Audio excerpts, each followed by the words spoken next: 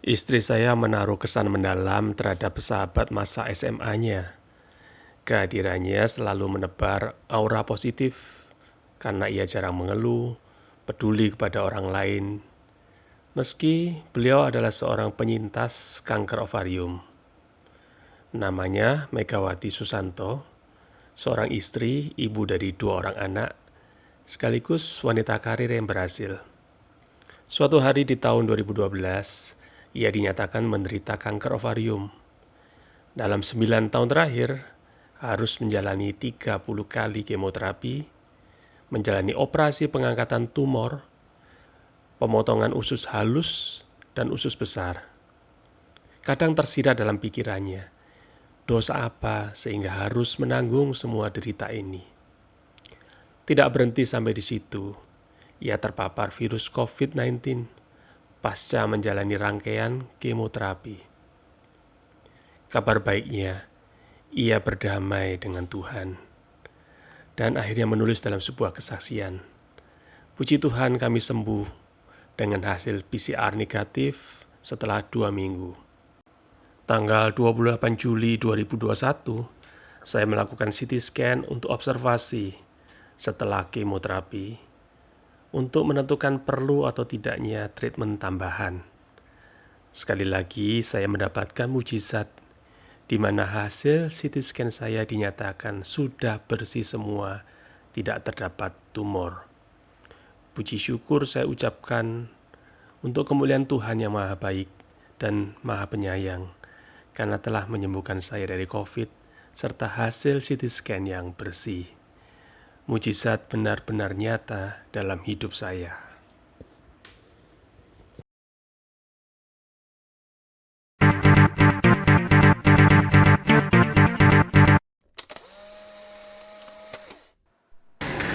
Ya, ini saya dengan Timothy, atau dipanggil Timi. Ini adalah putra kedua dari Ibu Megawati Susanto.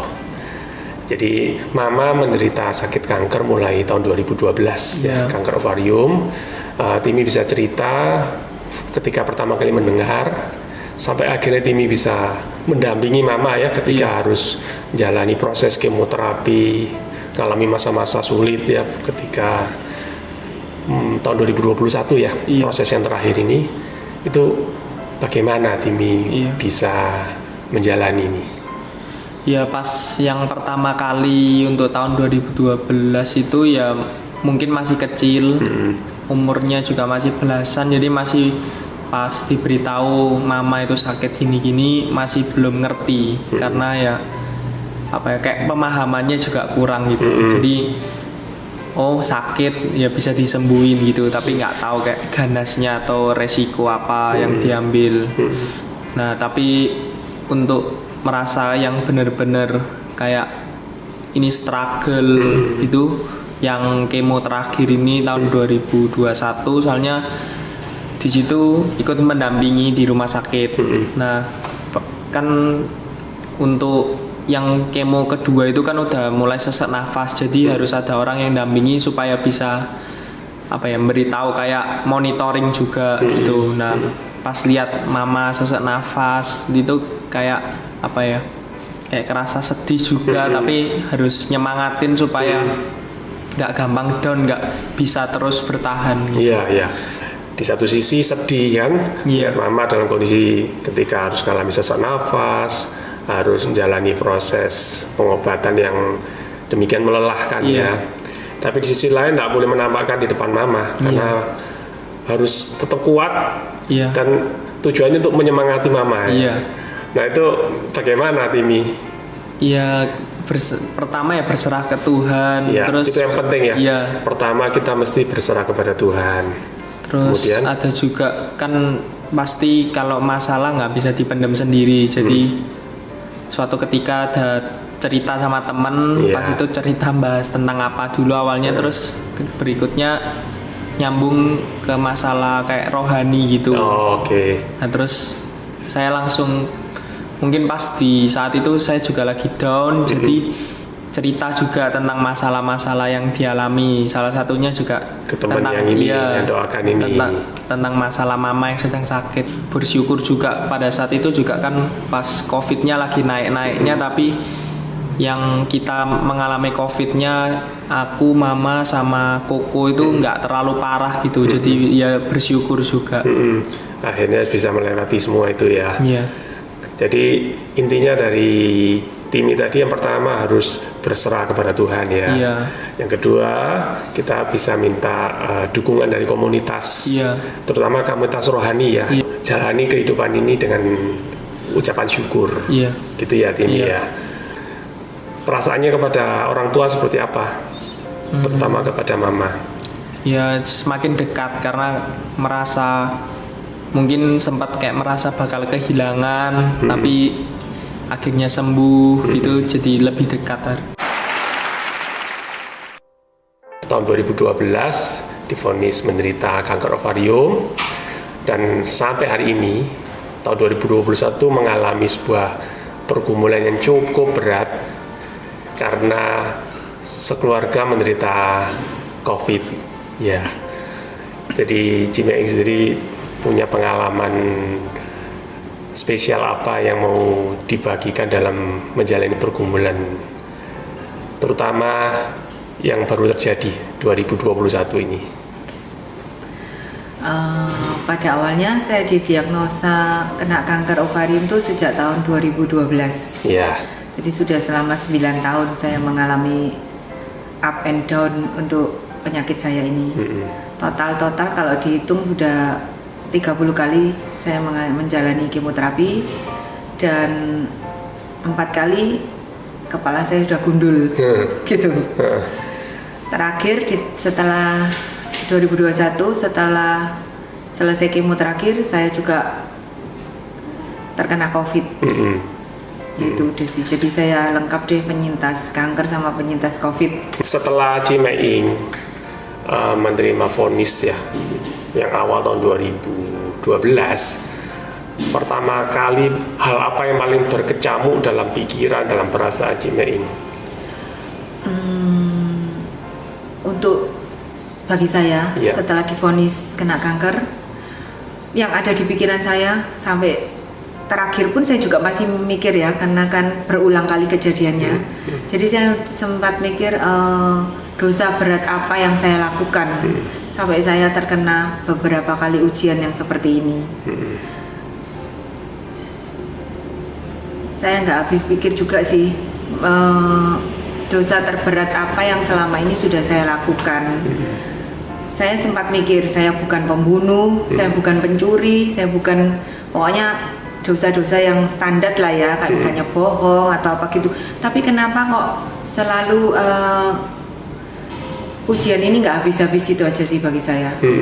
Itu. Kenapa kok nggak selesai-selesai saya diuji? Karena ini ya prosesnya panjang ya. Mulai 2012 kemudian menjalani sebuah proses operasi, dinyatakan sembuh. Kemudian muncul lagi tahun 2016 ya. Kemudian 2019. Kemudian 2021. Padahal dalam setiap proses itu seolah-olah sudah bersih, sudah sembuh. Nah, sehingga akhirnya seperti yang tadi Cimeing ceritakan, apa salah saya, seolah-olah ini sebuah hukuman dari Tuhan. Iya. Jadi dalam perjalanan spiritual Cimeing pada akhirnya apa yang Tuhan bawa atau Tuhan tuntun pada Cimeing, sehingga akhirnya lebih mengenal Tuhan, lebih mengerti maksud atau rencana Tuhan dalam proses yang panjang ini. Awalnya saya kan didiagnosa kanker itu, saya sempat protes berat ke Tuhan. Tiap hari nangis, berdoa, nangis. Terus saya nggak mau berdoa, saya putus asa. Saya marah ke Tuhan, saya protes. Suatu kali setelah kemo ke-1, saya berdoa, serahkanlah segala kekhawatiranmu kepada Tuhan. Tuhan telah mendengar semua doa dan permohonanmu. Jadi dari situ saya bawa ayat itu, saya ingat-ingat ya, oh berarti Tuhan itu sudah mendengar semua doa-doa saya. Dari situ saya mulai belajar untuk pasrah. Pasrah, udah berserah diri, apa maunya Tuhan saya jalankan. Jadi setelah saya mulai pasrah, proses kemo kedua sampai selesai itu berjalan dengan lancar. Jadi ada ya memang ada efek-efeknya sih, tapi tetap lancar. Saya juga tetap masih bisa bekerja seperti biasa. Jadi selesai kemo saya istirahat 1-2 hari, setelah itu saya bekerja biasa. Karena kalau saya mencari kesibukan juga ya. Kalau saya nggak bekerja, nggak melakukan kegiatan seperti biasa, saya malah merenung, malah mikir dan timbul pikiran sakit ini, oh efeknya malah kerasa semua gitu. Jadi kalau saya kerja melakukan kegiatan biasa, saya bisa melupakan itu. Saya bisa melupakan kesedihan saya. Kalau saya sedih ya udah saya mulai berdoa aja ke Tuhan, curhat ke Tuhan. Saya bilang kalau bisa saya jangan diberi cobaan yang saya nggak kuat, saya jalani gitu. Dan terbukti bahwa sampai hari ini Tuhan tetap menyertai tetap setia dan menyertai perjalanan Cimeing ya. Dan bagaimana teman-teman melihat Cimeing itu jarang mengeluh ya. Ya ini mungkin satu proses yang Cimeing melalui ya bersama dengan Tuhan sehingga hari demi hari makin dewasa secara rohani. Bahkan Cimeing tetap mengunjungi teman yang sedang lemah, sedang mengalami kesusahan. Sementara Cimeing sendiri dalam secara fisik orang yang menjalani proses sekian banyak ya, kemoterapi, kemudian ada operasi sampai ya sekian panjang waktunya ini, itu kan tidak mudah gitu loh. Nah, ini sebuah proses yang sangat dihargai oleh teman-teman gitu loh. Bagaimana tetap bisa menjadi berkat sekalipun kita sendiri juga mengalami pergumulan. Nah, bagaimana peran dari keluarga dan teman-teman ya dalam masa-masa seperti itu, sehingga akhirnya Cimeing kok sampai menjadi seperti sekarang ini. Yang cukup support ke kondisi saya selama sakit, adik saya. Saya kan cuma punya satu adik aja.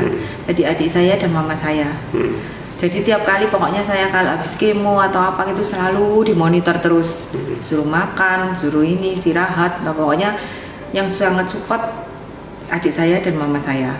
Kemudian sama teman-teman juga, kebetulan teman-teman SMA, teman-teman kantor saya yang dulu, bos saya juga. Sekarang waktu itu kan bos saya masih di kantor yang sama, terus dia udah pensiun atau apa. Setelah pensiun pun dia tetap baik ke saya, di rumah sakit juga mengunjungi saya, pokoknya saling support gitu ya. Teman-teman di kantor yang berbeda pun juga saling support, terutama teman-teman SMA sih. Kita kan punya komunitas, punya grup WA yang isinya cewek-cewek semua itu, jadi tiap hari mereka support saya. Jadi peran teman-teman itu betul, besar ya. Support dari keluarga dan teman-teman itu cukup ini sih. Saya merasakan sih, kadang-kadang kalau merasa sedih sendirian atau apa, harus dapat hiburan, dapat support apa itu kayak membangkitkan semangat. Motivasi, membangkitkan semangat gitu. Sekarang Cimeing, pertanyaan selanjutnya ya. Setelah jalani proses ya up and down bertahun-tahun, Cimeing memaknai kehidupan ini seperti apa bagi seorang Megawati Susanto? Terus terang ya, sampai saat ini tuh kadang-kadang saya masih bertanya-tanya. Sering saya tanya ke Jenny, ke teman saya Ellen juga. Dalam pikiran saya juga mikir gini ya, maksud Tuhan itu untuk saya itu apa? Saya kok dikasih ujian yang bertubi-tubi seperti ini, jadi sebentar selesai, sebentar enggak, lanjut lagi, apa itu up and down gitu, maksudnya itu apa gitu kan. Saya kadang-kadang saya juga belum menemukan ininya ya, maksud tujuannya itu untuk apa. Saya kan udah putus asa, yang terakhir kali kemarin saya udah putus asa, saya udah menyerah, jadi saya udah nggak mau berobat lagi. Maksud saya gini, ya udah saya tunggu. Biasanya kalau ditunggu 3-4 bulan apa kan udah cepat langsung berangkat. Tapi dengan mengalami peristiwa yang terakhir ini bertubi-tubi, terus ada jalan keluar, ada cobaan yang berat, tapi tetap saya didampingi dan saya dapat mujizat. Dari situ saya mendapatkan intisarinya ya. mungkin tugas saya di dunia belum selesai, ya toh. Saya juga nggak tahu tugas yang bagaimana yang harus saya lakukan ini. Sama kalau memang belum waktunya Tuhan, ya memang belum sih. Jadi walaupun penderitaan bagaimanapun, kalau memang Tuhan belum mengizinkan, belum selesai, ya memang belum waktunya juga sih. Iya. Itu. Artinya masih punya tugas ya Punya di muka tugas, bumi ini betul. ya. Iya. Lalu apa yang menjadi komitmen Cimeing untuk menjalani hari-hari ke depan setelah menerima rangkaian mujizat dari Tuhan ya? Apalagi 2021 ini juga peristiwa yang cukup berat buat keluarga Cimeing. Itu bagaimana? Saya mulai belajar untuk mengenal Tuhan lebih dekat, mendengarkan apa yang Tuhan sampaikan, mulai belajar gitu saya. Jadi kadang-kadang saya kan mikir, oh saya kan harus gini-gini kok. Ternyata kalau memang belum waktunya, belum ditentukan, oh belum ini, ya pasti meleset sih. Nanti pada suatu saat kalau kita nggak mengharapkan apa-apa, di situ baru Tuhan mulai menunjukkan ininya, ini loh yang kamu minta dulu. Jadi kadang-kadang kita sebagai manusia pasti mikir ya, Tuhan kok nggak mengabulkan doa kita, gitu ya. Ternyata memang benar, kalau misalnya kita minta sekarang belum dikabulkan, itu memang belum waktunya. Nanti suatu saat kalau kita sudah nggak pengen atau nggak mengharapkan, itu sudah putus asa gitu ya. Mas nggak putus asa deh, saya udah doa udah apa kok nggak dikabulkan.